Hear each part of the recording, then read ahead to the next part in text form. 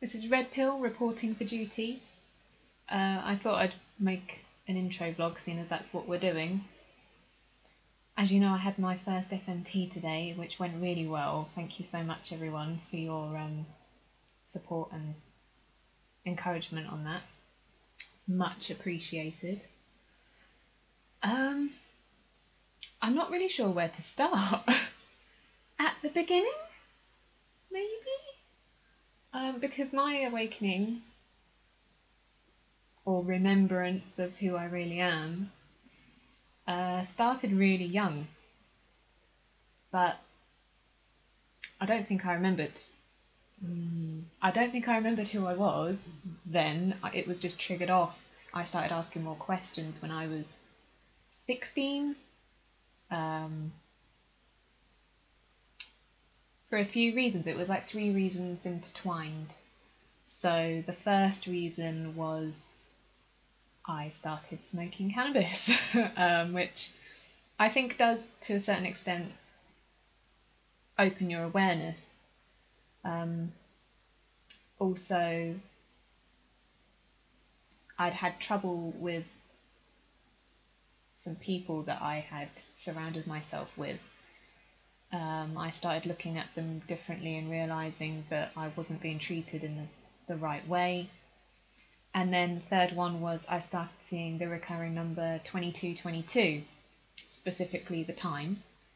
And it would be me and my brother every time we'd go out at night for a drive, and we'd have a doobie, a spliff, a joint, whatever you want to call it. Yeah, we would always look at the time, and it would be 22:22. You know, in the first couple of times, it's like, oh, that's weird, that's cool. But, you know, after a week, you start to think, well, this is weird. It's been every night for a week. After 2 weeks, it's like, really? This is getting a bit strange.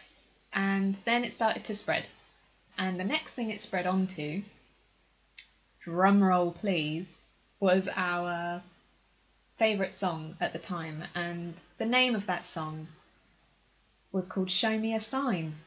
And the song was 2 minutes and 22 seconds long. And, you know, that's to me told me everything. I was already starting to think that recurring numbers are a sign from the universe, you know, from source, because it makes sense to me that a sign would come in the universal language of numbers. So at 16, I'm thinking this shit. Yeah, so, and I've been seeing the number 22 ever since, and it's now 10 years later. And to this day, it sort of gives me a sense of, I feel like I'm going in the right direction. There's no need to be afraid. Things are just as they should be. That's the kind of feeling it gives me when I see it. I still haven't got down to the bottom of what it really means. I'm not sure. I think maybe each number is a frequency and has a specific meaning. But overall, in general, I would say seeing a recurring number, no matter what number it is just a sign that your awareness has expanded. So that's, you know, essentially what I think it means, and that's when it all started at the tender age of 16 years old. But from there is a long story, because a lot of crap happened in between, which I'm not sure whether to share right now. Perhaps I don't want to say too much because, well, you know, we can do more videos and stuff, can't we? Like, and get really in depth with this shit. But yeah, I also am really glad that I've met more like-minded people, because I have to say I'm limited in my immediate surroundings. Well, although actually to say that I was limited in my surroundings, but it seems now that I'm sort of at peace with things, because it's been such a long time for me. I'm almost at peace with the way things are, that I'm now attracting more like minds, but also, even if they're not completely like-minded, they're understanding and open-minded. So I'm starting to feel like I can sort of freely express myself, which is really nice for me, because I have that indoctrinated, you know, thing going on where I am a people pleaser. I feel like I have to be what everyone else wants me to be and say what they want me to say.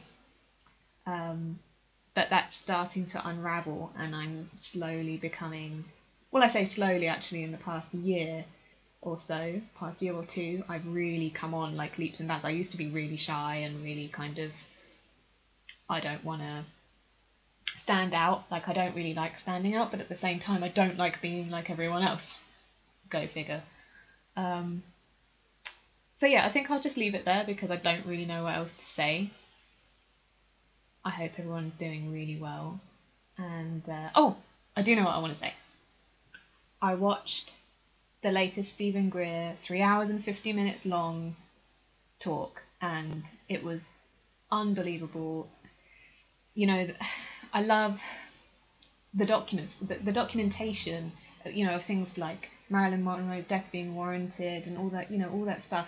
I think that's really, really important because it shows that, you know, for those people that need proof, it's funny, I'm not one of these people that really needs proof. If I know something's right, I know it's right, and you know, there's no way of explaining that to someone. It's just a deep knowing that you just, and it's not going to waver.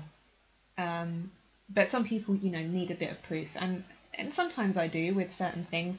So when I see something like that, it just, you know, confirms to me that my intuition is pretty spot on, and because I've never really looked into the Marilyn Monroe situation, to be honest.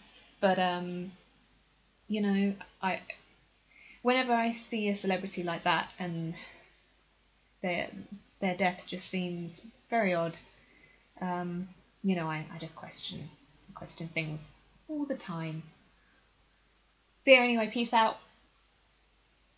Take care, and speak to you again shortly. Bye!